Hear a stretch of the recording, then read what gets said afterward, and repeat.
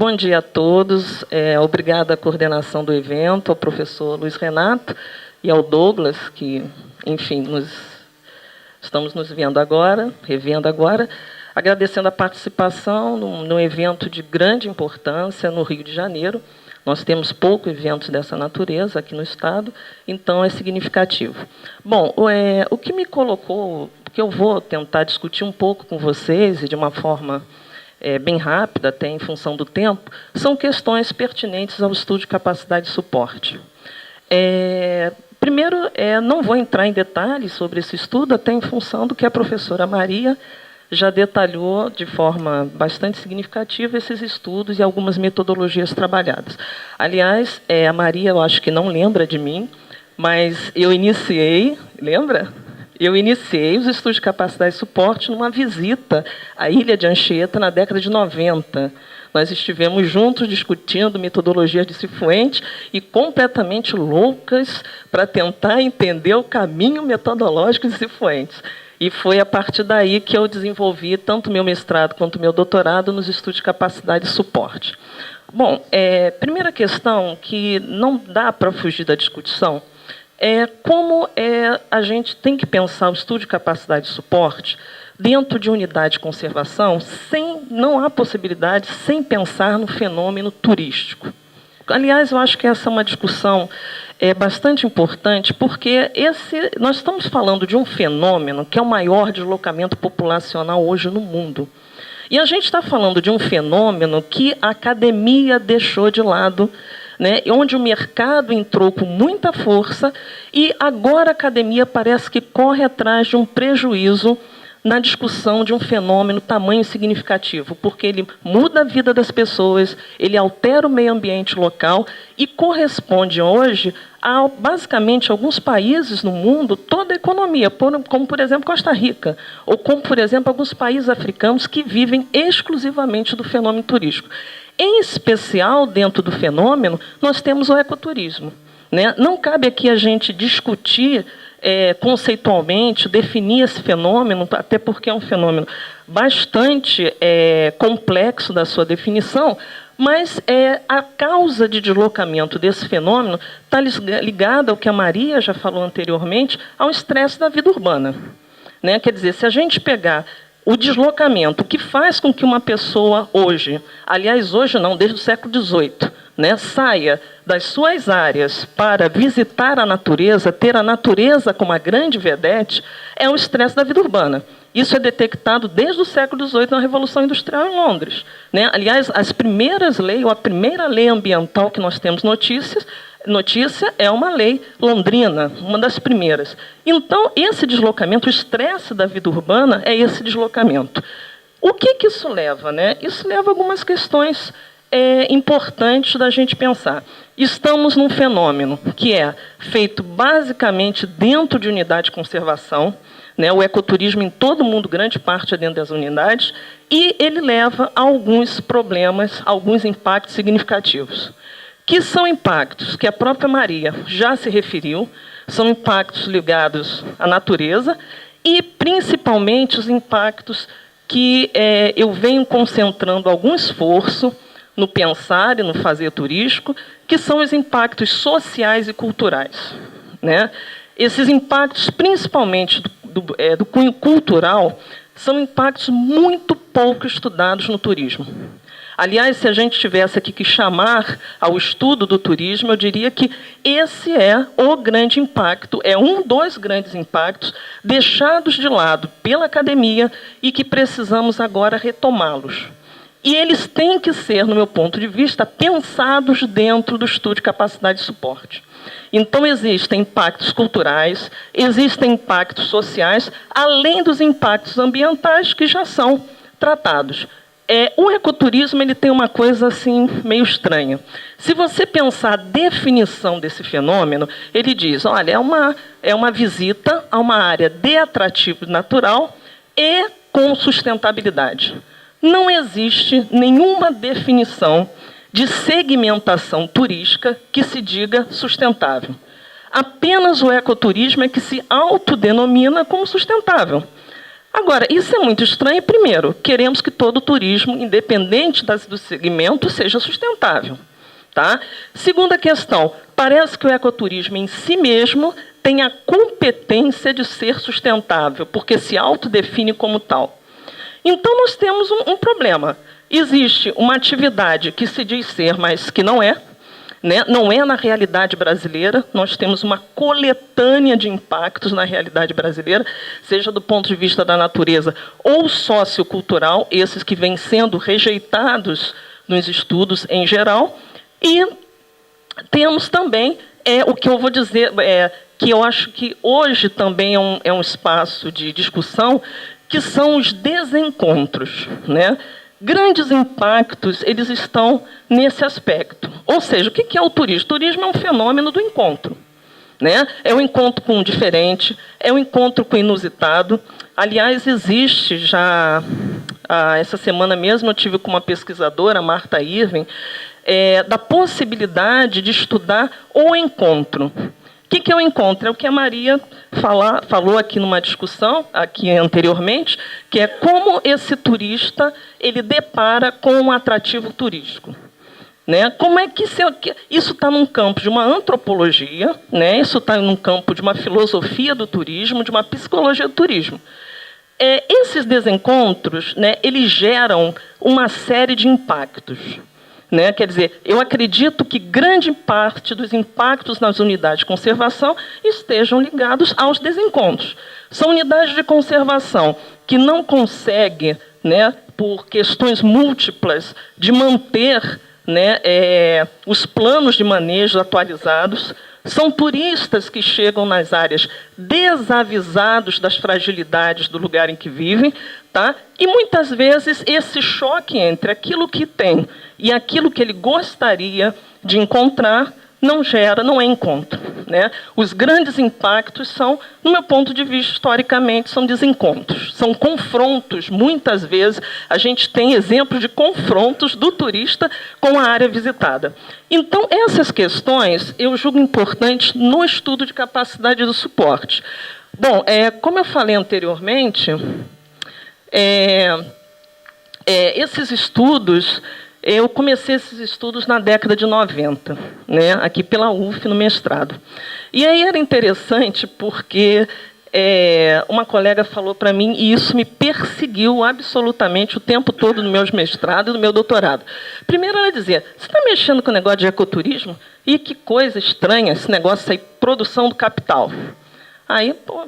Produção do capital, ok. Vamos lá. Depois ela dizia, coisa estranha, capacidade de suporte. Ô, Lília, para com essa maluquice. E aí eu comecei a perceber todo o grau de preconceito que existia nos estudos de capacidade de suporte. Eu paro com essa maluquice porque, Lília, vamos lá, chega aqui. Era uma pessoa bem crítica, uma mulher bem inteligente. Olha aqui, querida, uma pessoa toca fogo numa floresta. Então vamos parar com essa maluquice que não é questão de quantidade. Né? Você está percebendo, você não é boba, não é uma questão de quantidade. E isso, gente, foi algo que me perseguiu o tempo inteiro. Eu insisti, a minha orientadora, ela dizia o seguinte, Lília, isso aí é muito novo, vamos tentar olhar para isso, vamos tentar pesquisar. Mas eu tinha, no fundo, a voz da colega, até entender como é que esses estudos se processavam. Bom, fui buscar a origem desses estudos, como a Maria já colocou, está ligado às questões de uma agroeconomia, de questão de quantidade de gados num pasto e quanto esse pasto sustenta. Mas o importante do estudo de capacidade de suporte, quando eu fiz essa pesquisa, é como ele vai dar um embrião de uma discussão de sustentabilidade. Né? Quer dizer, todo esse embrião de discussão da sustentabilidade vem desses estudos de capacidade de suporte. Isso não quer dizer que, anterior aos estudos de capacidade de suporte, ações sustentáveis, historicamente, não tenham se construído. Né? Se a gente buscar lá, sei lá, entre os gregos clássicos, gregos antigos, a gente tem questões de sustentabilidade discutida. Agora, pós-estudo de capacidade de suporte, é que essas ideias de sustentabilidade, e na realidade elas se parecem sinônimas, suportar, manter, sustentar, né, são sinônimos, é que esses estudos começam realmente, a sustentabilidade começa a ser mais viável, mais discutida. Esses estudos têm controvérsias, como eu falei anteriormente, existe um forte preconceito ainda. São Paulo está muito mais desenvolvido no estudo de capacidade de suporte. Aqui no Rio de Janeiro, na década de 90, início do século, eu era a única a trabalhar a capacidade de suporte. Depois, alguns colegas foram defendendo teses nessa área. Mesmo assim, nós não temos, Maria, essa parceria, né? Nós não temos pessoas congregadas ao estudo de capacidade de suporte no Rio de Janeiro. Ele é um estudo ainda muito incipiente no Rio de Janeiro. E são estudos controversos em função da própria questão do número. Eu me lembro, numa discussão, Maria, nós falávamos do número mágico. Né? Que número mágico é esse, né? Que sai, né? Passa numa fórmula, gira tudo e pum, sai um número mágico. Mas, enfim, o que nós temos, e ainda é forte, são metodologias estrangeiras, como a Maria já colocou. LAC, MIV, a VIM, né? A própria metodologia de Cifuentes, que foi a primeira que eu apliquei nos meus estudos. Depois eu trabalho uma outra metodologia em cima da VIM. Mas não vale nem a tempo da gente discutir essas metodologias, até porque Maria já falou sobre elas. Bom, vários estudos em capacidade de suporte. A minha experiência primeira foi em Penedo, na minha dissertação de mestrado, e a segunda experiência foi no SANA, em Macaé. Né? E aonde eu sempre tive uma preocupação na minha formação com a questão do planejamento. E comecei a pensar, com aquela questão de fundo que a colega me trouxe lá no tempo do mestrado, outras questões foram somando, né, nas minhas percepções do estudo de capacidade de carga. Uma das questões que eu acho que tem que ser refeita ou repensada são as questões sociais e culturais. Né? A gente está falando de impactos significativos à cultura local, pela presença do visitante. Né? O visitante ele é capaz de desconstruir hábitos e costumes locais. Né? Esse visitante é capaz de desconstruir tanto patrimônios materiais quanto os ditos patrimônios imateriais. Isso é muito pouco olhado dentro das unidades de conservação como um todo, pela prática do ecoturismo e nos estudos de capacidade de suporte também. O visitante é capaz de criar uma série de problemas sociais que a comunidade não suporta e abandona. Maior exemplo no SANA é que tem 1.100 habitantes, tá, nessa cidade. 1.100 habitantes, num feriado prolongado tem 3.500 habitantes. Né? O caos é generalizado. A comunidade, quando esse fim de semana acontece, ela tende a sair do SANA. A comunidade entrega ao turista a área. Né? E vai viver nas áreas próximas, rurais, naqueles dias. Né? E, claramente, nas entrevistas que eu fiz, eles dizem, não suportamos mais esse turista. E o grande barato da história desses fenômenos é que essas comunidades dependem do turismo e dizem ser atividade importante. Eles querem um turismo, mas eles não querem aquele turista. Né? Isto é significativo. Quer dizer, são questões que eu acho que os estudos de capacidade de carga têm que começar a fazer um olhar mais atento. Uma das questões minhas era que eu percebia sempre o aspecto natural dos estudos de capacidade de carga. Grande parte é aspecto natural. E tinha algumas coisas que eu ficava pensando, e aí, a comunidade que vive nessas unidades de conservação? Como é que elas ficam? Né? Como é que elas são apenas espectadores, vítimas passivas de um fenômeno que vem modificando a vida das pessoas, que vem destruindo hábitos e costumes locais? Como é que a capacidade de carga olha essa situação? E foi aí que eu comecei a pensar uma metodologia em que pudesse incluir os interesses comunitários. Tá? O que eu chamo aí de interesse comunitário? O desejo comunitário. Né? Como é que a comunidade... Porque, veja bem, é lógico que tem o olhar do turista, né? A minha preocupação é uma mudança de foco para o olhar da comunidade, né? Como a comunidade entende e recebe esse turista? A questão, a premissa é básica e simples. Se eu tenho um turismo mal planejado, os resultados, os impactos ditos negativos ou indesejáveis vão recair sobre a comunidade. Né? O turista vai embora dessa área e deixa ela viver com o que sobrou, né? Com os rios poluídos, com áreas desmatadas. Se o planejamento for legal, se a gente der conta de questões importantes, a comunidade também se beneficia disso. Então, eu acho que existe uma questão que é importante no capacidade de carga. Há necessidade que esses estudos pensem sobre a base comunitária, sobre a base local. E aí eu estou antenada na minha proposta ao que hoje se chama de TBC, né? Ou TBL, Turismo com Base Comunitária, né? Ou Turismo com Base Local. Isso quer dizer que todo o meu pensamento, a partir de capacidade de carga, é um pensamento que sai daquilo que a comunidade entende e vê, com, obviamente, todo o conhecimento do administrador, todo o conhecimento do pesquisador. Né? Não seria ingênua de dizer assim, olha, vou jogar a comunidade para que ela pense o turismo que ela quer. Né? Ao mesmo tempo, eu tenho que considerar a participação dessa comunidade, e considerando junto também o conhecimento desse administrador e o conhecimento dos pesquisadores. Então, é um trabalho que eu acho que tem que surgir de uma parceria. Ele está na escala local, ele está na escala da comunidade e que deve incorporá-la no planejamento e na gestão. Quando eu digo incorporar no planejamento, historicamente no Brasil, planejamento participativo significa dizer, olha, fizemos alguma coisa, veja o que a comunidade quer. Vê se é isso mesmo. Comunidade, muitas vezes pouco informada, vai lá assinar embaixo. Eu falo de um planejamento com a comunidade participando efetivamente. Né? Não estou falando também de uma coisa simples, né? Nem de uma coisa romântica, né? Romântico colocar a comunidade. Estou falando efetivamente de experiências que acontecem no mundo, como, por exemplo, uma área que eu acho bastante interessante para pensar essa capacidade de carga sob bases locais, que é o caso de Prainha do Canto Verde, no Ceará. É um exemplo muito interessante de comunidade participando, minimizando esses impactos.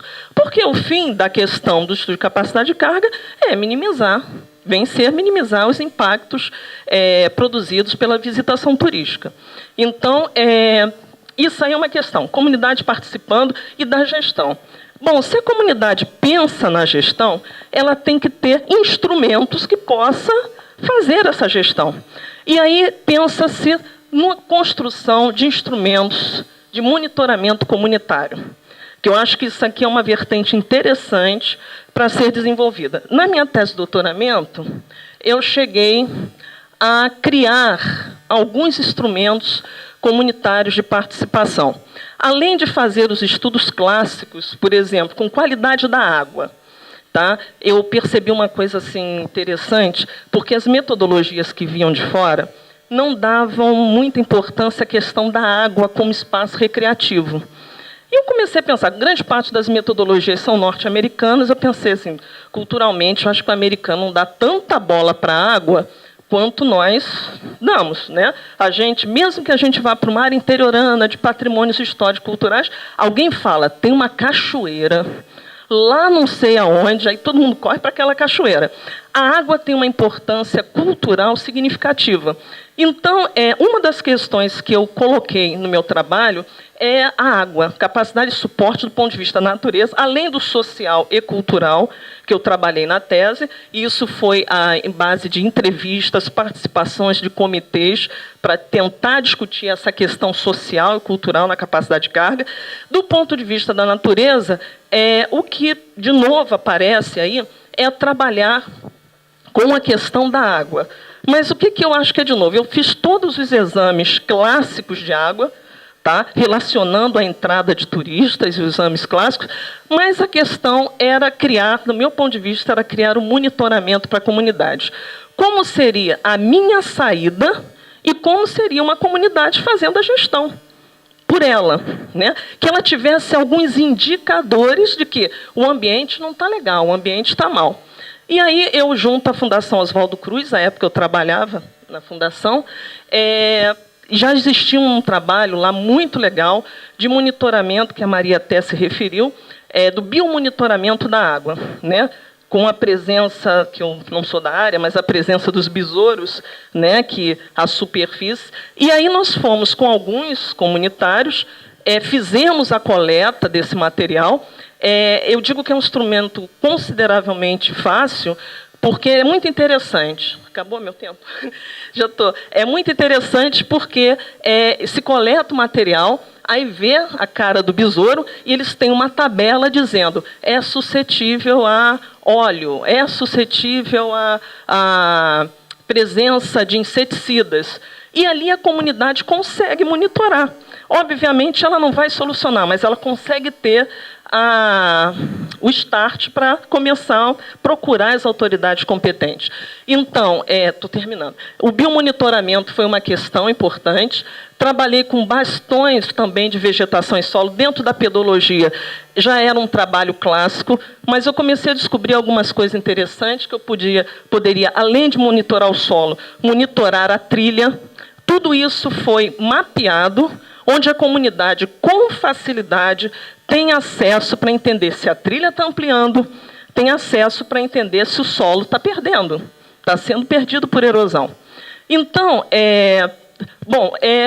isso aqui, a metodologia criada, que eu criei, eu chamei de MPTD. Eu brincava que se todo mundo pode botar sigla, letrinhas, eu também posso, né?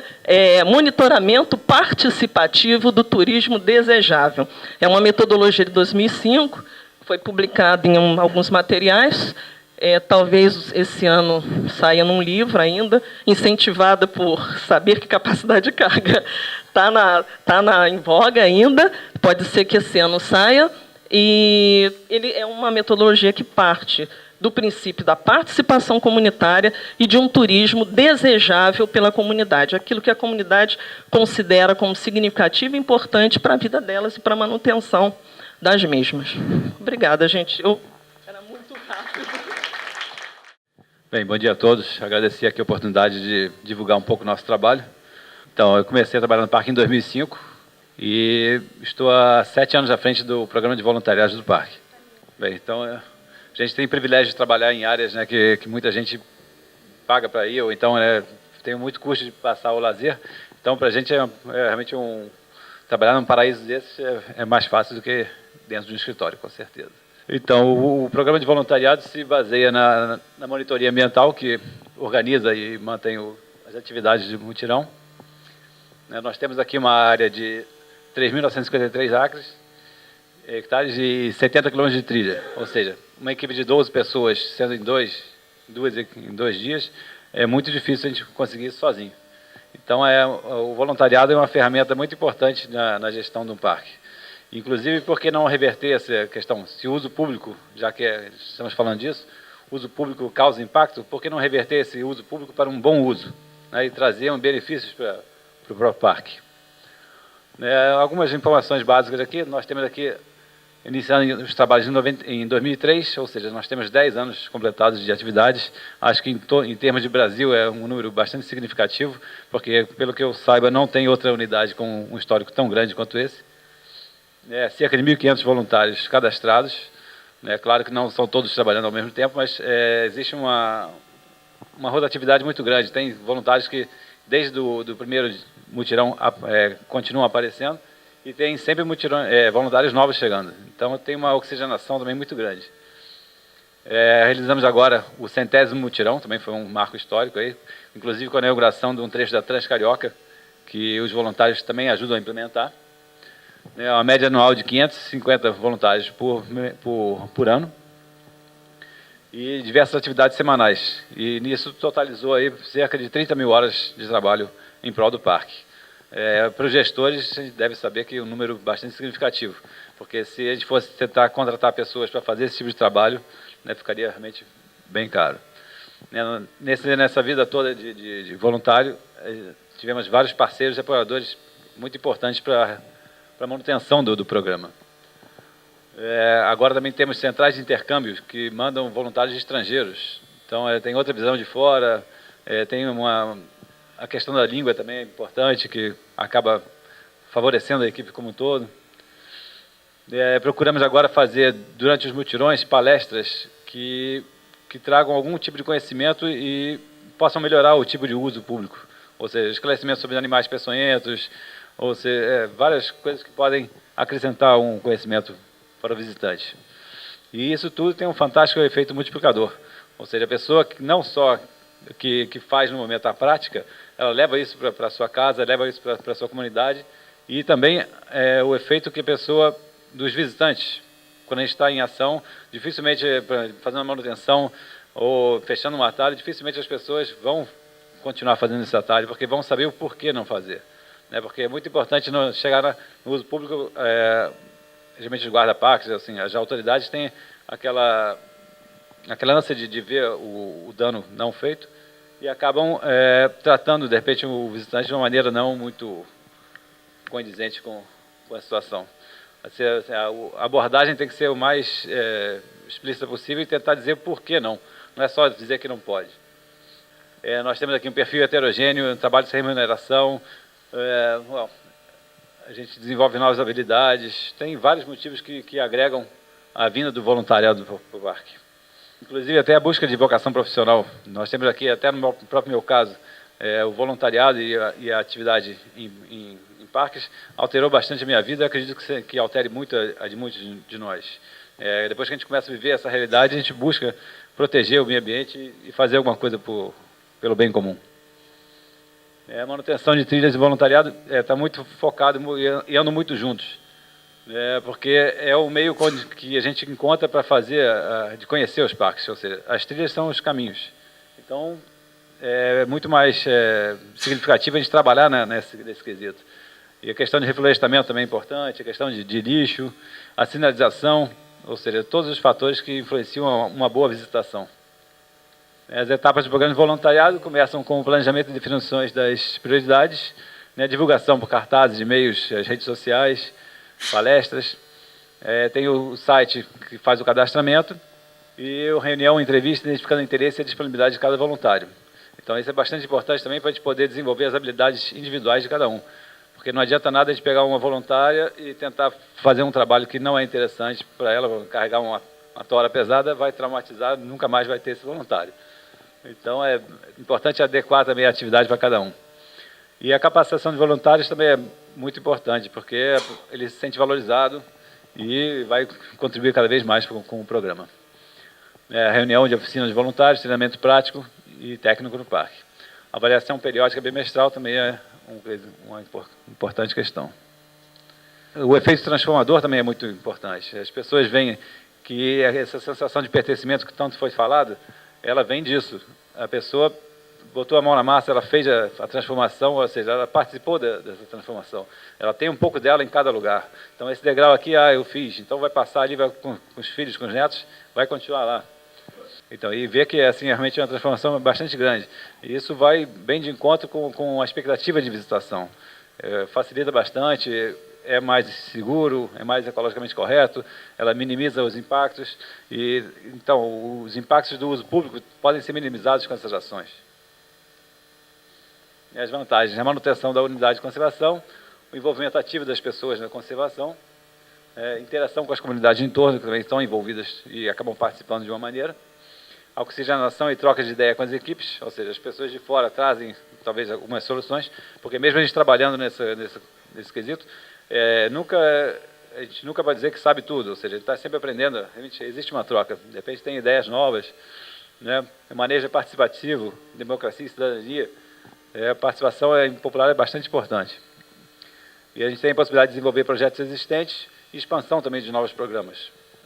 Em questão do aproveitamento das habilidades dos voluntários, muitas vezes a gente destaca alguns voluntários que acabam participando e entrando na própria equipe do parque. E a conscientização e apoio da sociedade é vinda na medida que você tem a visitação e acompanha o desenvolvimento das atividades. E é um projeto de alto impacto e baixo custo, porque uma vez que o trabalho não é remunerado, agora vai depender muito também da equipe que organiza o trabalho, porque, sim, voluntariado ajuda, mas também demanda muito trabalho.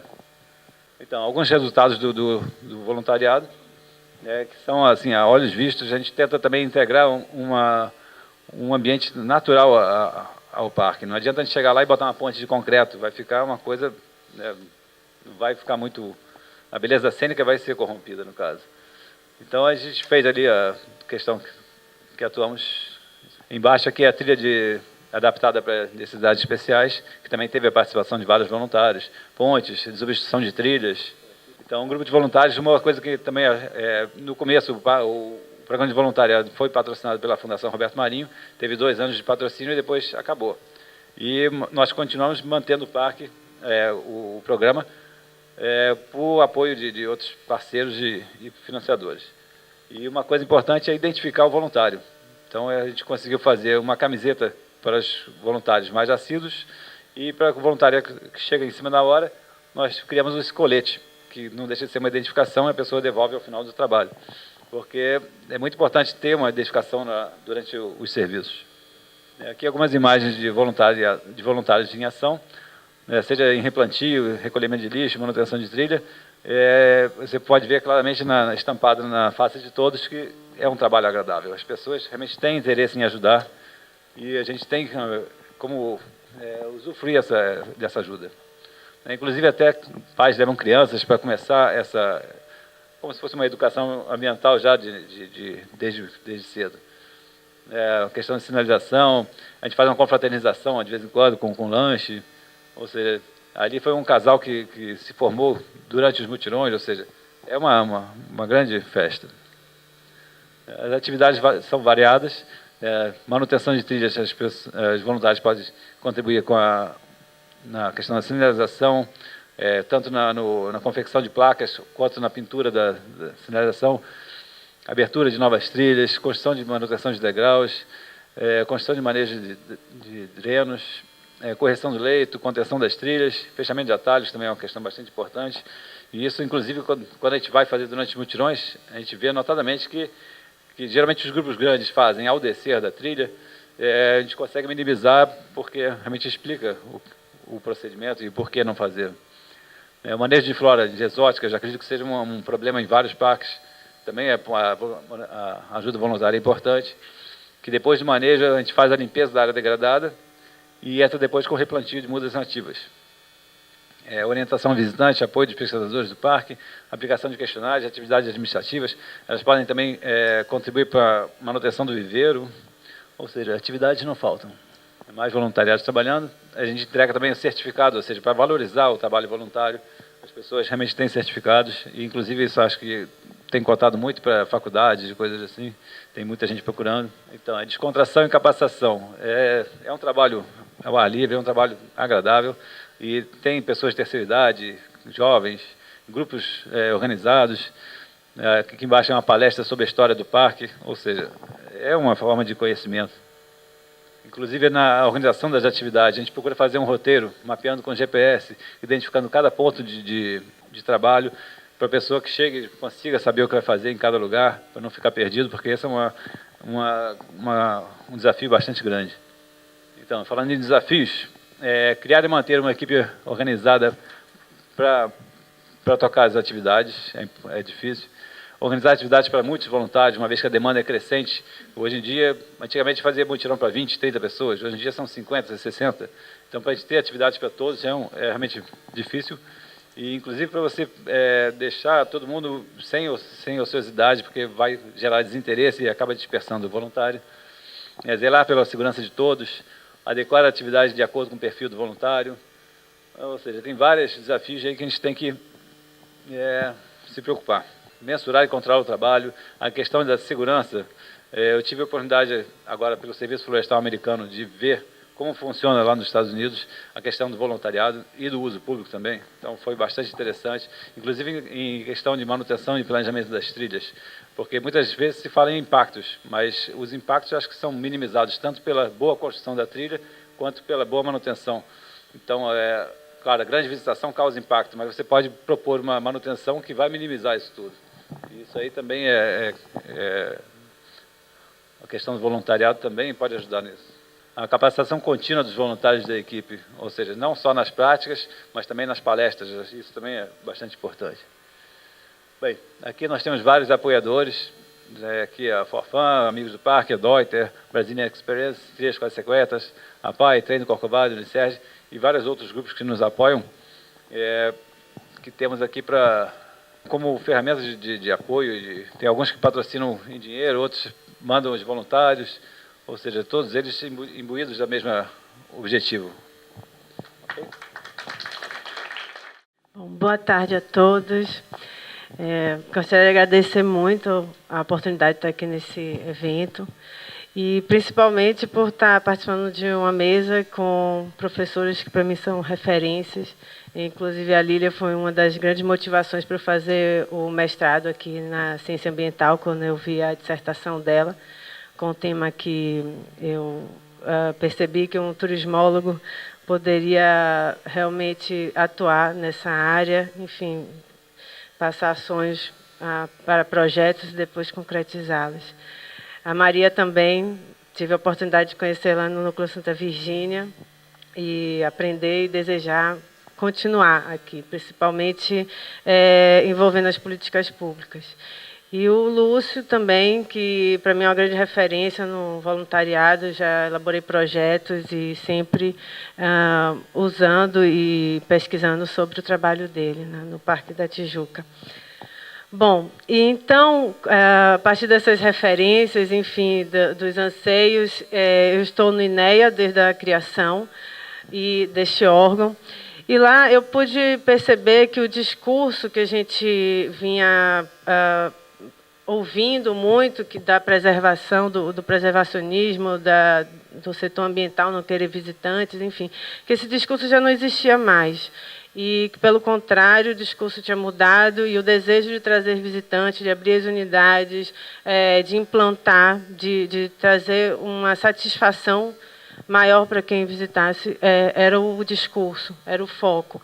Porém, mudou o discurso, mas ainda muitas dificuldades, como se fazer, enfim, como dar esse passo, como mudar essa imagem aqui que não tem pessoas. A maioria das apresentações que a gente pode perceber das unidades, a gente encontra poucas pessoas quando a gente está discutindo no âmbito ambientalista.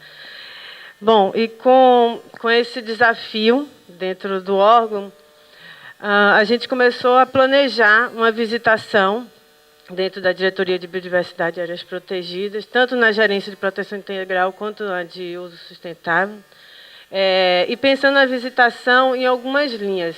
Bom, a visitação nas unidades de conservação como uma estratégia de proteção, nunca esquecendo isso, né, tendo cuidado de trazer o turismo, trazer os visitantes, trazer as escolas, porém, pensando no turismo ordenado, numa visitação ordenada, né, no mínimo impacto, sabendo que o impacto, com certeza, ele vai existir sempre.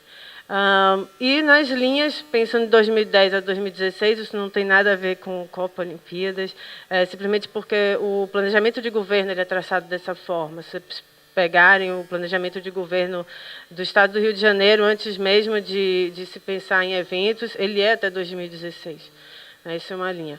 Bom, e pensando a gestão da visitação, infraestruturas físicas, fomento à sustentabilidade e comunicação. A gente quis focar nessas linhas.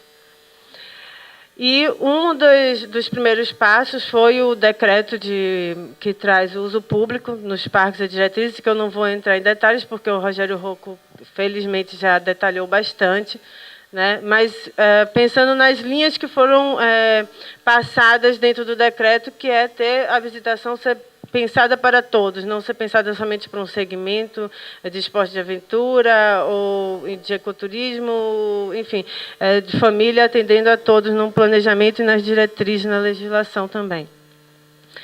Bom, as dificuldades que estavam à tona e ainda temos bastante, que no momento, a imagem do parque ele estava enfraquecida das unidades, enfim, por uma baixa visitação, por aquele discurso que que tínhamos antes, é um uso público com uma baixa implementação, desde infraestruturas, enfim.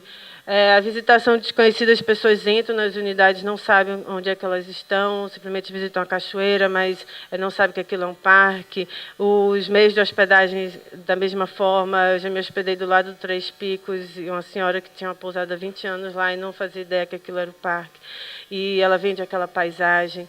Enfim, a outra questão também, que era a inexistência de marco regulatório, ou seja, de um esclarecimento maior para trabalhar com concessão, regulamentação, ou permissão e autorização, ou seja, é importante também ter isso claro, porque não é questão de querer privatizar, terceirizar os parques, mas sim dar condições para as pessoas que realmente entendem. Um órgão que administra a unidade de conservação não vai administrar uma lanchonete da mesma forma, né? Então, saber passar isso, saber entender a lógica, enfim, a lanchonete é só um exemplo. Bom, e a gente entendendo que a culpa não era daquela senhora de não conhecer o parque, mas sim da gente de não levar até ela, não conseguir dialogar, não conseguir despertar esse desejo também. Aqui, acho que a gente já falou bastante, mas é o mapa das unidades de conservação estaduais no Rio de Janeiro. E com esse mapa, a gente começou a pensar nesse mapa. É o mapa das regiões turísticas, que inclusive está sendo revisado pela Secretaria de Turismo, mas a gente colocando nossas unidades dentro dos mapas, ou seja, dentro das regiões turísticas. E aí a gente percebe ali o Três Picos, ele praticamente pega todas, só não está pegando Petrópolis, mas mesmo assim, que se você for olhar a divulgação de Petrópolis, tem uma foto do Três Picos. Então, porque Petrópolis é um dos destinos indutores do turismo no Brasil. E aí você percebe como ele é importante para a região turística.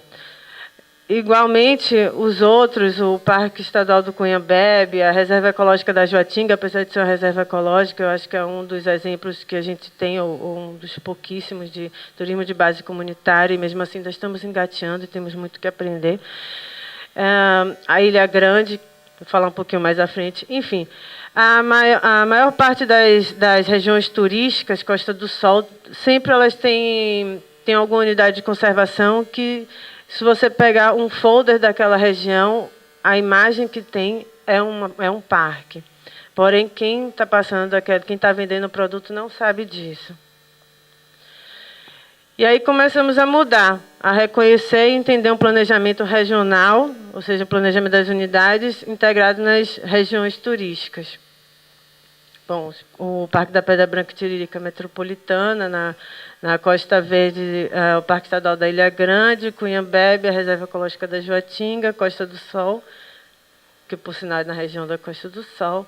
Enfim, tem outros novos parques que não estão aqui, mas para a gente poder começar a dialogar com o setor turístico. Então, a gente precisava entender a visão no espaço regional deles, para trazer e conseguir passar a mensagem que a gente aumentando o investimento, ou seja, a gente trabalhando, cuidando dentro dos parques, cuidando da casa, ou seja, manejando as trilhas e outras ações que eu vou falar mais na frente, a gente consegue fazer com que aquele turista, aquele visitante permaneça mais um dia, ou seja, mais uma hospedagem, mais uma alimentação, de repente consome mais na lojinha, ou seja, você começa a movimentar regionalmente a economia, criar empregos, enfim.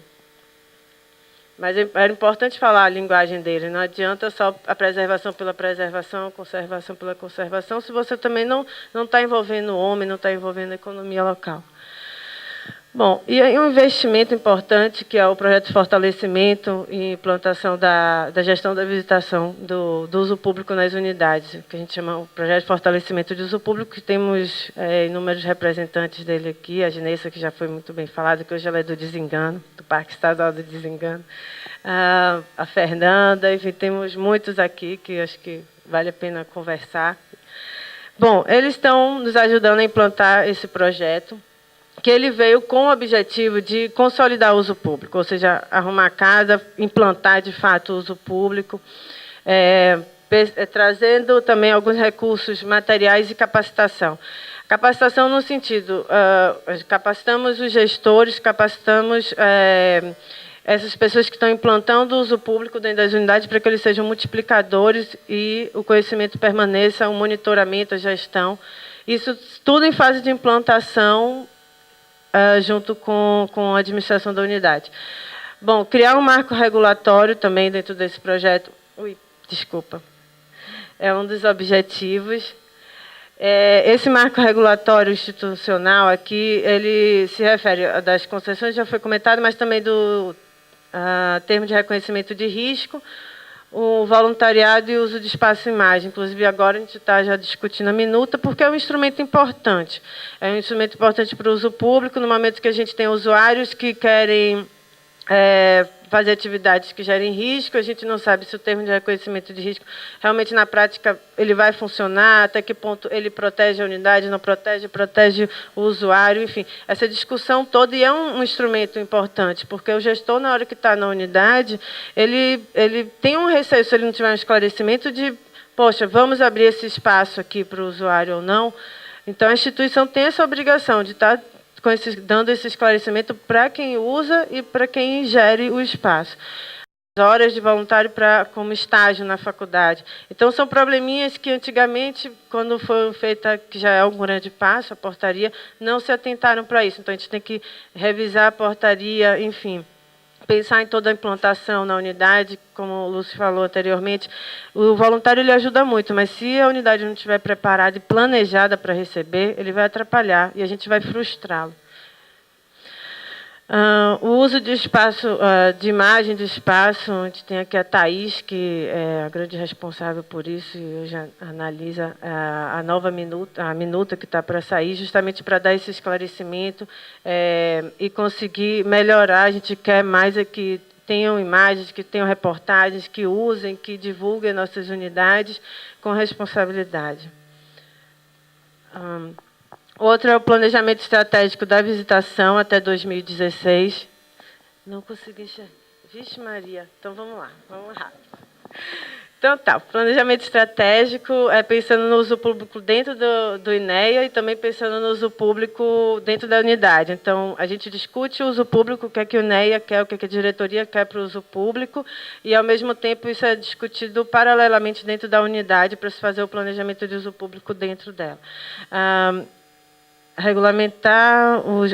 Toda essa discussão ela vem junto com manuais, justamente para pensar na continuidade, uma coisa que é difícil nos órgãos públicos, porque realmente as pessoas entram, saem, enfim, temos poucos concursados, e os procedimentos começam e terminam quando as pessoas saem.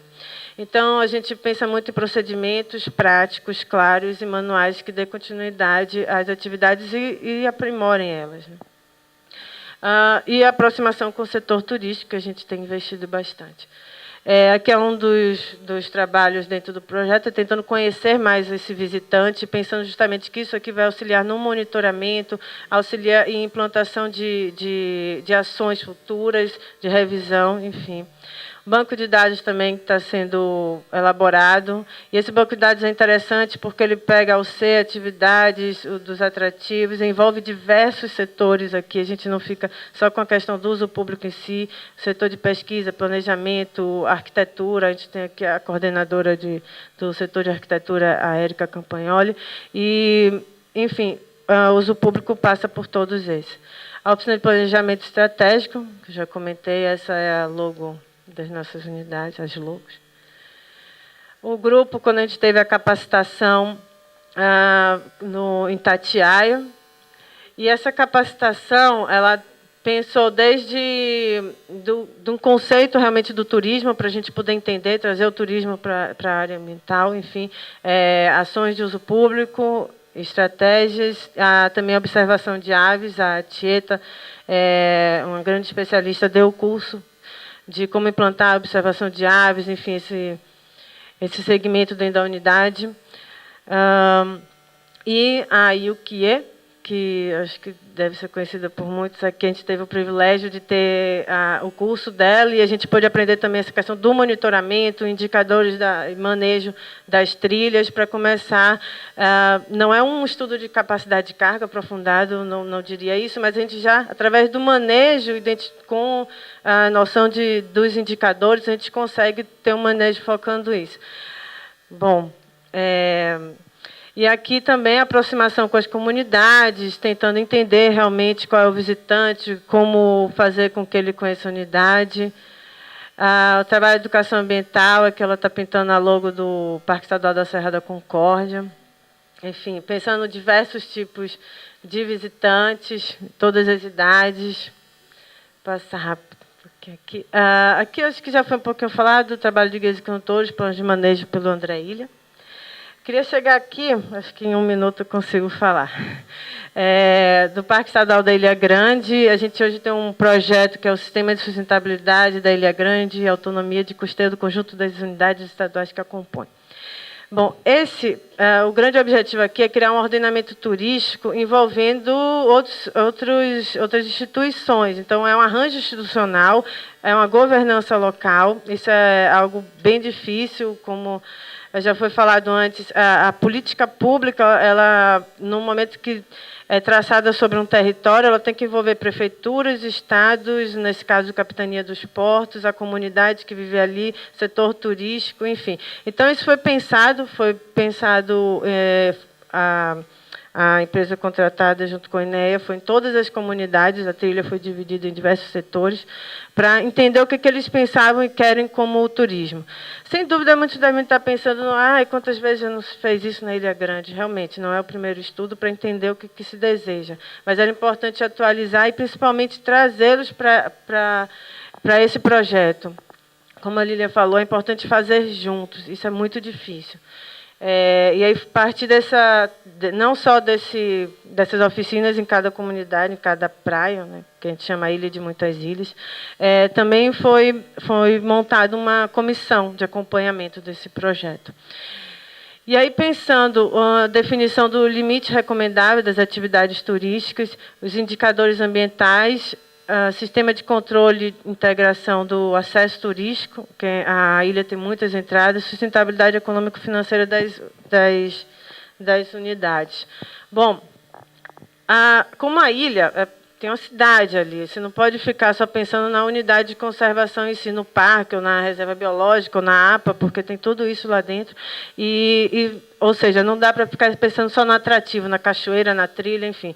O impacto e a capacidade de carga precisou ser refletida e analisada sobre todos os aspectos do uso. Então, o esgotamento, capacidade hídrica, energia, tudo isso a gente teve que pegar e fazer um cruzamento paralelo com a satisfação do que o visitante está pensando ali, com o que a comunidade quer e com o que suporta, né, o espaço. Bom, e aí pensando, não adiantava fazer só esse levantamento, ou seja, agora a gente já sabe quanto suporta de esgoto, quanto que a comunidade quer, quanto que o turista quer, e aí? Vamos fazer o que com isso?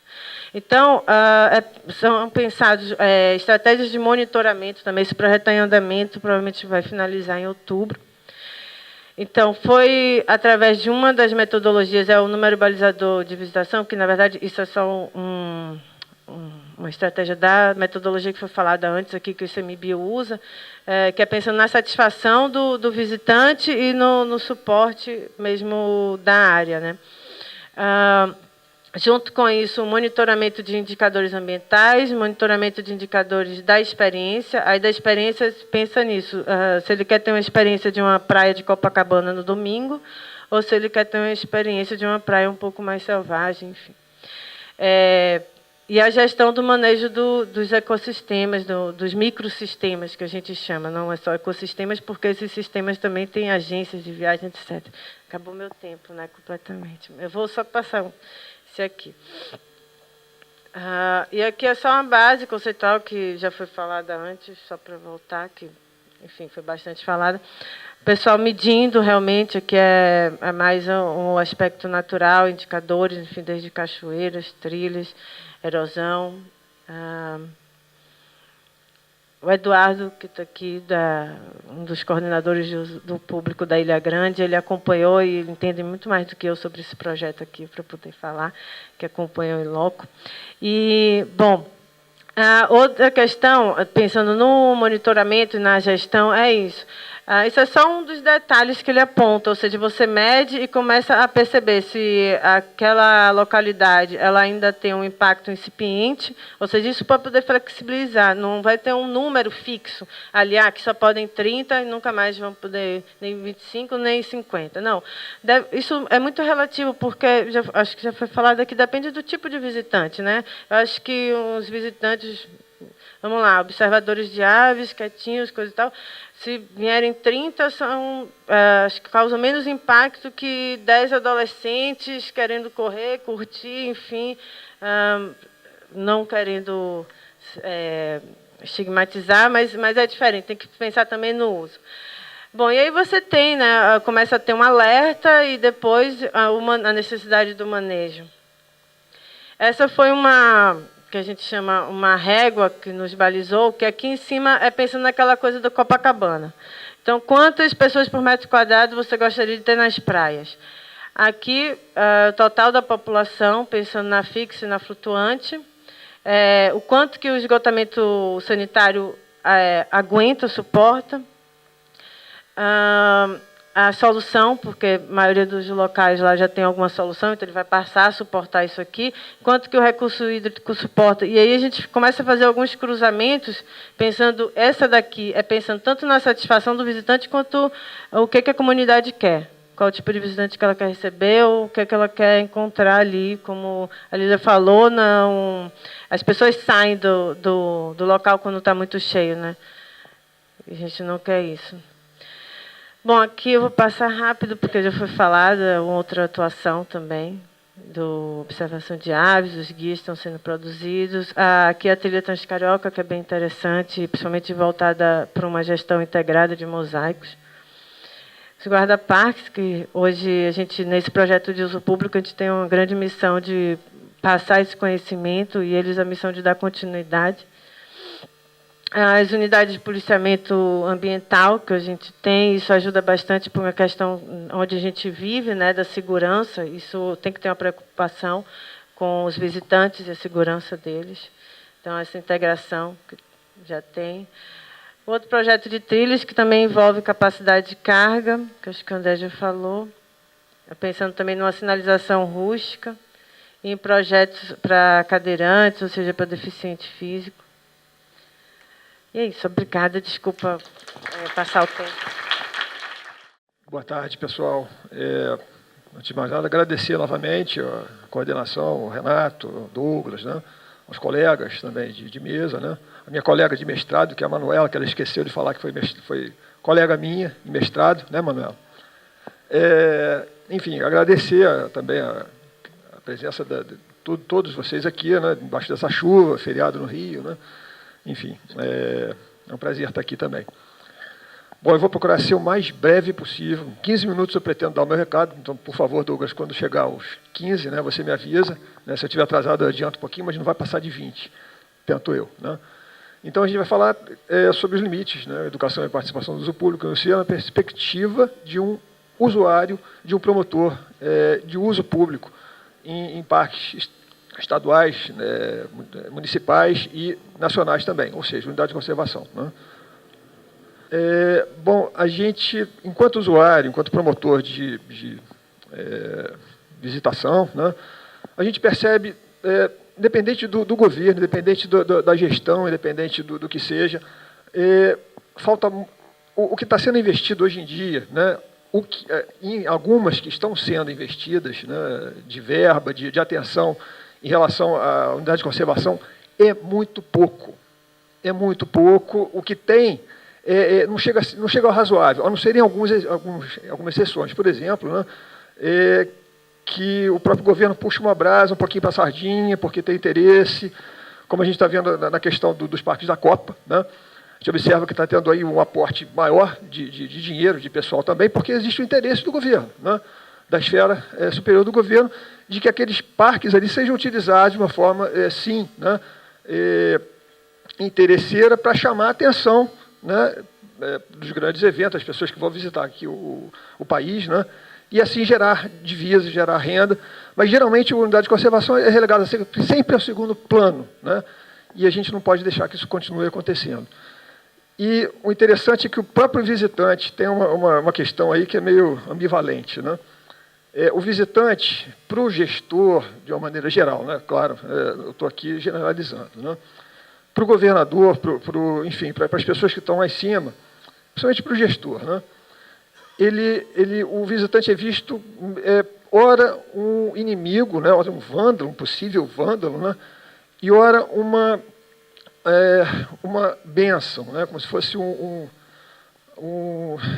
uma pessoa assim, que vai resolver todos os problemas, como se o ecoturismo fosse realmente resolver todos os problemas. Então, a visão maniqueísta, né? Por um lado, né, pendular, né? Por um lado, ele é considerado assim, uma bênção, e por outro, uma maldição, né? Então, uma visão meio muito corrompida ainda, né? Muito preconceituosa, que a gente precisa mudar com o tempo, né? E justamente com a participação das pessoas. Então, já se falou muito aqui da importância da visitação, né?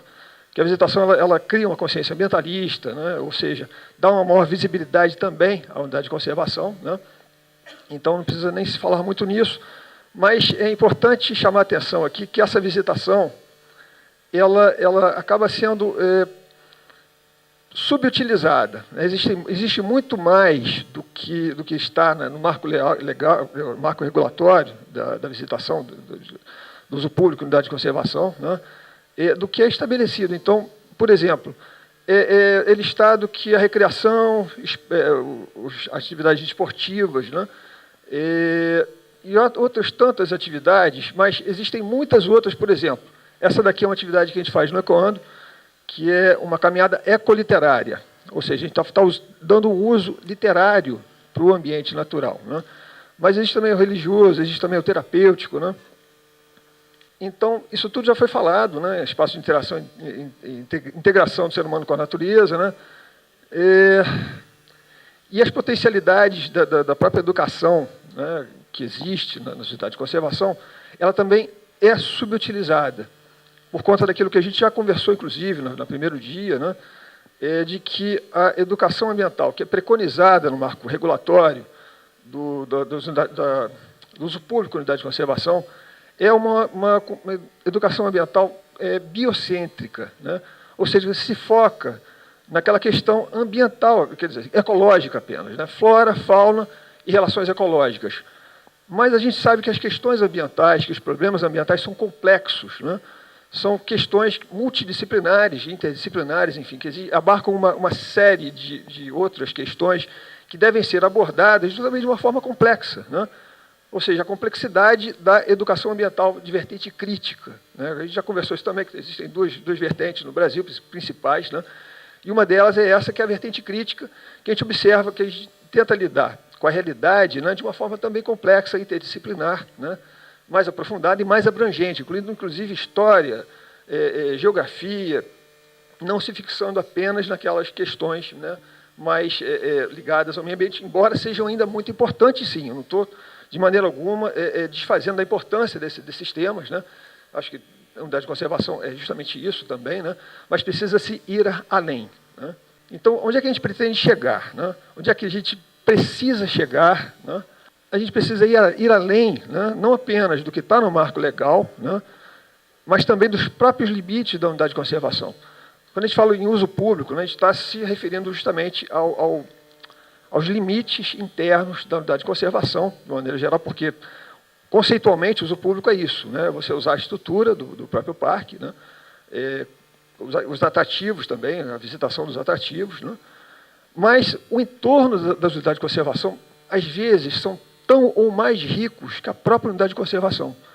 Isso é subutilizado, né, no uso público mesmo. Pô, Cássio, mas o uso público é dentro, né? Como é que você vai usar fora?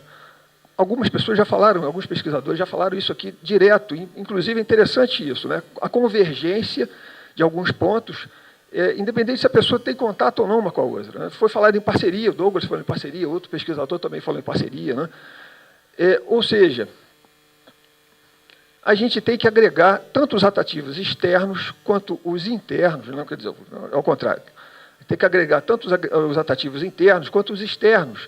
Isso cria, né, potencialidade de um maior engajamento das pessoas, né, tanto do visitante quanto do próprio morador, né, porque a gente sabe que unidade de conservação não pode ser uma ilha, embora, né, a concepção da criação dos parques foi importada dos Estados Unidos, com Yellowstone, né, de ilhas super preservadas, né, protegidas daquela ânsia de crescimento, de desenvolvimento, né, mas, na verdade, no Brasil, inclusive, muito bem-vinda, né, foi a concepção de mosaicos, né, essa interligação entre as unidades de conservação, mas que precisa também alargar, expandir essa concepção para o entorno, não apenas imediato, mas para o entorno das unidades de conservação, de modo a trazer essa potencialidade de uma educação mais abrangente, uma educação ambiental mais abrangente, e também um maior engajamento. Eu acho que isso é importante, isso que é o mais importante, o engajamento das pessoas, tanto do visitante quanto do morador do entorno, porque é o visitante, é o morador, é o cidadão que vai cobrar das autoridades, né, aquela verba necessária para os parques poderem funcionar. Porque tem que acabar com essa história de parque funcionar só quando tem interesse, né, acessório, né?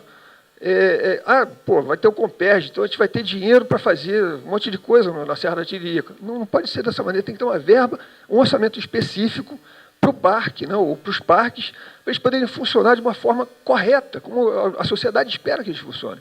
E não esperar que vai acontecer um evento, a Copa, para ter dinheiro. Ou então vai ser construído um grande empreendimento, né? Então a gente vai ter tranquilidade para trabalhar, porque vai ter medida compensatória. Olha que coisa perversa isso, né? Tem muita unidade de conservação que está funcionando por conta de medida compensatória. Dinheiro de degradação, gente. Enquanto que deveria ter, né, em princípio, ético, né, moral, dinheiro por si só, específico para aquilo ali. Inclusive, foi até... alguém falou sobre a coisa da manifestação, que não fui eu falei ontem no mini curso, né? As manifestações, a gente está vendo cobrança por redução de passagem, educação, saúde, né? Só que meio ambiente não foi falado, né? Então, por isso que a gente observa que os governantes realmente não têm muito interesse em investir, né, seja dinheiro, seja esforço, seja atenção, em unidades de conservação e meio ambiente. Porque a sociedade não está ali cobrando, né? A partir do momento que começar a cobrar, mais a coisa vai mudar. Então, no Ecoando, a gente faz essa integração, né? Não apenas entre o interno e o externo, mas também a gente toca na ferida, coloca o dedo na ferida. Os problemas também, né? Porque muitas vezes o promotor de uso público, né? O guia ecológico, a agência de ecoturismo, ela vai levar o turista, né, para uma unidade de conservação para mostrar as coisas bonitas. Eu acho que isso é um desperdício, né? É claro que as pessoas, os turistas, eles querem ver coisas bonitas. Mas eu acho que é importante também repassar para esse pessoal, né, criticamente, né, que aquela beleza ali pode estar ameaçada por um empreendimento que está do lado, que é o caso aqui das Ilhas Maricais. Aqui são as Ilhas Maricais, elas têm uma potencialidade gigantesca para ser utilizada como turismo, né, para o turismo, né, porque o Giuseppe Garibaldi esteve aí em 1840, lá na Revolta Farroupilha, ele desfraudou a bandeira da República Rio-Grandense, muito pouca gente sabe disso, desfraudou aqui, nas barbas da esquadra brasileira, nas barbas de onde ficava a esquadra imperial brasileira, né, uma das mais poderosas da época. Um corsário italiano, o César Fournier, durante a Guerra Cisplatina, ele se homiziou aí. Ele atacava várias embarcações brasileiras, né, afundou muitas delas, aí nunca foi capturado, conseguiu naufragar uma fragata brasileira, né? Então, só para dar uma ideia, gente, da riqueza que existe aí, cultural, biológica, né, multidisciplinar, e que está ameaçada por conta de um emissário submarino do complexo petroquímico do Rio de Janeiro, né? Então é importante também o visitante saber disso, que essa beleza, que essas belezas todas estão ameaçadas. E aí essa coisa da consciência, né, pode criar ali um maior engajamento também, essa vontade de fazer alguma coisa a mais, né, de cobrar mais um pouco, né, de manter isso aí preservado ou melhor até, né? esse é um outro exemplo de integração interna e externa, né? Essa é uma estação de trem que fica no extremo nordeste da Serra da Tiririca, que é uma estação chamada Cala Boca. Ela pertenceu à Estrada de Ferro Maricá, que é uma estrada de ferro que ligou desde Neves até Cabo Frio. E começou a ser construída em 1988.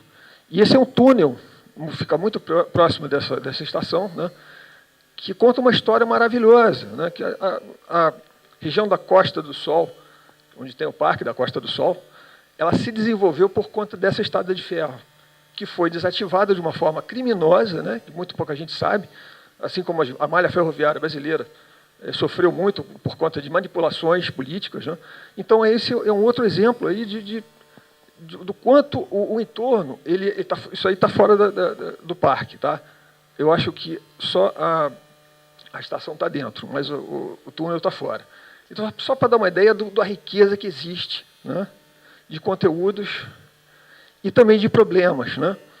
As queimadas da área externa, aquilo dali é uma queimada urbana, né, que, por acaso, é no Engenho do Mato, onde eu moro, que é um problema, como é que se chama? É um problema epidêmico lá. Todo mundo faz foguete, todo mundo queima seu lixinho, né? Isso acaba impactando não apenas a própria unidade de conservação, mas também quem mora lá, quem faz a própria fogueira. Né? Isso é um problema que eu costumo trabalhar também nas caminhadas do Ecoando. Né? Ali, todo mundo já deve ter ouvido, né, o desmatamento que o padre fez em frente à igreja de São Sebastião de Itaipu. Isso aí vai ser um tema para muitas das caminhadas que a gente vai fazer, inclusive a que vai ter hoje no minicurso. Né? E aqui é a mineração SPAR, que já está chegando ao topo aqui da Serra do Cala Boca, que é um morro que está ao lado da Serra da Tiririca, né? E que a gente também toca nessa ferida para mostrar que a mineração, né, embora contribua para o desenvolvimento do país, sim, né, para o aumento do PIB, ela está destruindo aqui o meio ambiente, que é a vida e a qualidade de vida da gente. Então, nós, cidadãos, temos que conhecer isso melhor, né? Temos que divulgar mais isso para podermos cobrar. Né? Então, é o que a gente está falando. Né? Tem que ter uma maior participação popular, né, para que justamente essas limitações, que são limitações históricas e que vão continuar acontecendo, sim, embora existam aí esforços focais, com o pessoal do INEA, né, dessa gestão atual do INEA, e gestores também, como o próprio Fernando, a Márcia, né, o pessoal do Parque Estadual da Serra da Tiririca, que rebola nos 30 para poder fazer com que o parque funcione com todas as limitações deles. É fundamental que a gente tenha maior participação enquanto cidadão, né, e maior acesso a essas informações e educação de qualidade, educação ambiental de qualidade e crítica, né? Não apenas aquela focada na natureza. Né? Tem que ser a natureza, sim, mas com um olhar mais abrangente, mais crítico. Não apenas para o entorno imediato da unidade de conservação, mas também para a cidade, para o país e até para o mundo, referenciar isso. Né? A partir do local até o global, né, o mundial, e aí fazer a diferença da cobrança. Né? É basicamente isso. Obrigado.